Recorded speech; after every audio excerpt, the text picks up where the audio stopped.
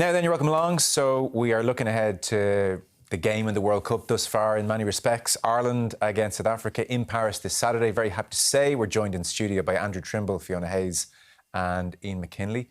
You're all very welcome. In some respects, we've been counting down to this game for about 3.5 years almost, and it's finally here. South Africa have named their team. Let's look at it. It's interesting. I suppose in the noteworthy news, as everyone knows, is that they've gone with a 7-1 split on the bench. They did this against New Zealand. Now, they beat New Zealand very, very well. It wasn't because of the 7-1 split on the bench that they beat New Zealand. That game was over at half-time. What is the message of that bench to Ireland? I think the message is from South Africa and their coaching staff is that we can bully Ireland, we can beat them up, and we will do it with not just one but two packs. Now, with the other argument with that is that they run the risk, I suppose, of one injury to, or two injuries to a back potentially. They could be in all sorts of difficulty and big problems, but it is a fairly formidable opposition that Ireland are going to be facing. But a team that they should face with the utmost confidence. Ireland are ranked number one. There's no reason why there should be any sort of fear going into this. And is this a case that South Africa are still trying things in this World Cup as they're pretty much guaranteed going through? To what extent is this innovation, Fiona? To what extent is this too clever by half and too big a risk for South Africa to take? I suppose the answer to that will be after the game, but I personally feel like this is the game that could end the 7-1 split. This could be it, I think obviously they're going for power here against this Irish team. Even when I look at what, they brought two out-and-out hookers to the World Cup. They're looking at big ballers around the pitch, big guys. They have Fury on the bench. Even in that position, I'm just wondering what happens if there's an injury to Monabi in the first 2 minutes. Do you want him throwing the ball for the rest of the game? So they are trying it out. They've gone for this power battle, this huge power battle up front. But I firmly believe this hasn't knocked Ireland's preparations. They're going to go into this game like they would have planned anyway. Well, will they? That's the interesting question. So I would presume after the New Zealand game, Andrew, the Irish coaching ticket took note and said, OK, what do we do if and when this arises? And they would have discussed it then. Now it's arrived, and there's something interesting. South Africa named their team early. It's like, well, have a think about that. Yeah. We're going to smash you up front. That's our logic. Are you going to be responsive, or are you going to just stick to what you're doing? So will the Irish team be having a significant discussion here about breaking with, not tradition, just their modus operandi and go even towards a 6-2?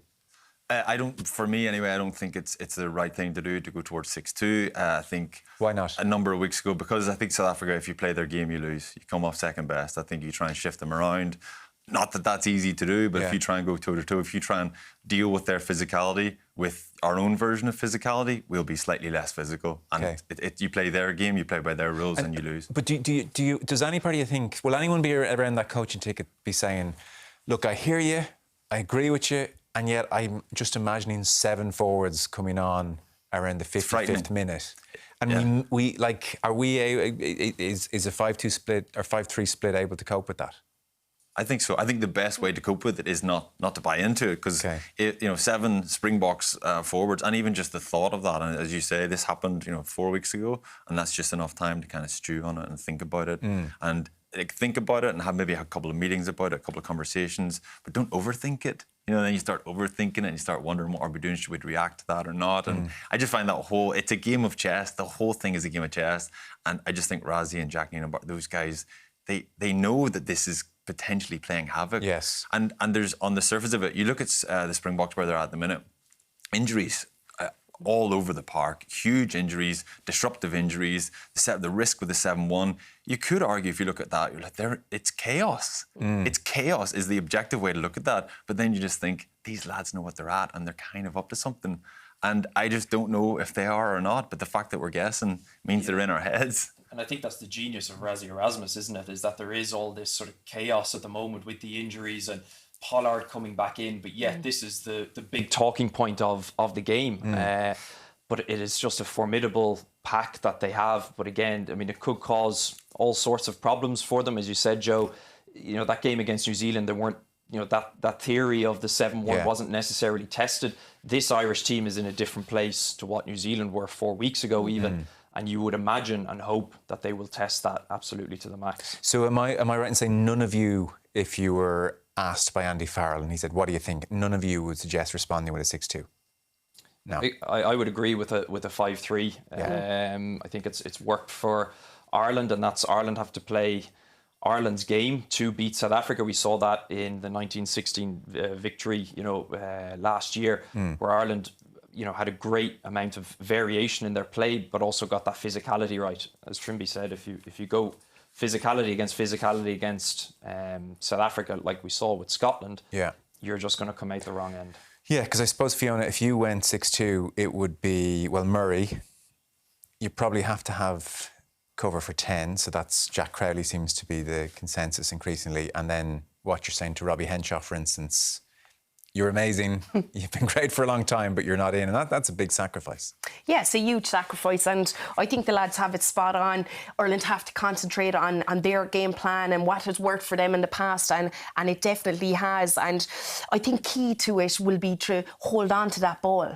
You do not want to be killed defensively, because we know when they bring these guys on in the second half that it's going to be an absolute struggle up front. I firmly believe in how Ireland attack. We don't overuse our forwards. I think South Africa at times overuse their forwards. Yes, they have a good kicking game, but if we can hold on to the ball, I think we play a very good style of rugby that's involving both backline attack and forwards. So if we can hold on to it, attack well and defend and try and turn them over, it will stand to us. It won't matter what they're bringing off the bench. Okay. Obviously, it's scrum time. It might be different. Yeah, well, it's going to be interesting. So Cheslin Colby was talking. He said, we have enough players who can manage multiple positions in to negate the risk here. We've calculated it. But for instance, how disruptive does it get if Libbok at 10 gets injured, there's a sense, well, the Clerk can go there, and they have Reinach on the bench. He plays 9 and wing. The one which seemed to be most damaging was Creel. If he went, there's a whole bunch of pieces on the chessboard having to move. Yeah, and you can imagine these are the conversations that are had on both sides, from the Irish coaching standpoint and the South African one. Creel, particularly at 13, the most important defender on a pitch, you can get exposed there. I suppose if you were to say, if he does go down, Willemse, who's the 15, might go in there. But again, you're having to shuffle around a back line with a couple of 2-3 changes, and that is the issue when you have just one on the back line. Could Quagga Smith, who is down as a forward, he's had sevens experience, could he potentially end up being a winger? Time will tell. Okay. The benefit, the way this works out beautifully for them is, one, maybe it costs the Irish coaching ticket a lot of thought over the next 24 hours and stress. But two, Andrew, if you were to give the perfect South African vision here, how would this manifest itself in the closing half hour on Saturday? Well, Ireland have to, and this happened to Ian's point last November, Ireland have to weather the storm. So you weather the storm as long as, and to Fiona's point, as long as you keep the ball moving, keep the tempo up, keep tricking defenders, keep tipping guys on. And some guys will get hit hard occasionally, you will get clipped, but you just got to weather that and then kick when the time's right. The problem is, normally you have to weather one storm, now you've got to weather 2 storms. Okay. And then there's the psychological impact of 7 huge Springboks coming off the bench. No doubt he'll do it all at the same time just to make it more dramatic and more impactful. But it's a huge mental task to that, I think, for the forwards. I would imagine when they're getting to that stage of fatigue in the game, just think, right, now we've got a mountain to climb. This is going to be a big task. But the lads, I think we've showed, Andy Farrell's mentioned this a number of times, they cope with difficulties, disruption, injuries. Yeah. They've coped with that, and they've proved they've coped with that plenty of times. This is just another challenge for them. Yeah. And do you think, I'm thinking of Jim Telfer back in the day with the Lions, where he's gathering them around and saying, they don't respect you, they think you're nothing. Like, is there a degree of, this is an insult to your manhood almost? I mean, you've been in the front row, Fiona, 7-1 split. Do you think there'll be a little degree in the Irish camp of, look what they're saying, look what they're saying to the world about what they're going to do to you? Will they use it, or is that almost cheap psychology, I wonder? No, I think they'll definitely use it. It won't be the main focus how they're going, but they'll definitely use it. They'll also use, I think, Razzie pointing out that it's Ireland's bogey competition. You know, when it was pointed out that it was that Ireland were South Africa's bogey team. So they'll take those little bits and you'll use them. And I think where that is important is the bench. They'll particularly use it because they'll be coming off, and you want to build them up massively, especially the front row. So when you have them coming in, you'll be saying, look what they're saying, that they can outpower us and we're going to whip everyone off, or they're going to make all their changes at one time. So I think it will be definitely something to be stored by the people coming off the bench on the Irish team. And is it your sense, as we've seen in the past, that the likes of Furlong and Porter, because they're so brilliant, that they will be told, fellas, give me every minute you can, and I don't know, we may see Porter on for most of the game, Furlong on for 70-ish minutes as he did in the Stade de France. Is that what they're going to be asked to do, do you suspect, on Saturday? Absolutely, I think 100%. It's the reality of it that we need to get the most out of these two guys. They're world class at the minute. Not that the bench don't have it in them to come on, but you know, if they go with Beelum, I know he's injury free. He's only played 10 minutes of this World Cup, so you just want Furlong on the pitch as long as you can possibly get. South Africa are different. They know that the guys coming on are just as equal, especially in the front row, as to the guys that are starting. But I feel for us, if we can get every last minute as possible out of that front row, the guys will come on and be fresh. But I think we need them out there, especially scrum time. Yeah, well, look, it's just made a kind of fascinating game all the more fascinating. Is this the first, aside from New Zealand, this is the first time we've seen 7-1, have we, this year? It didn't. I don't think it existed. No one had ever said the word 7-1 split. No. Up until the New Zealand game. No one ever thought about it, really. You were saying we should respond with 4-4. It's clickbait. Final word from all of you. Tell me who's going to win and why. What kind of game you expect. Ian, you can get the ball rolling.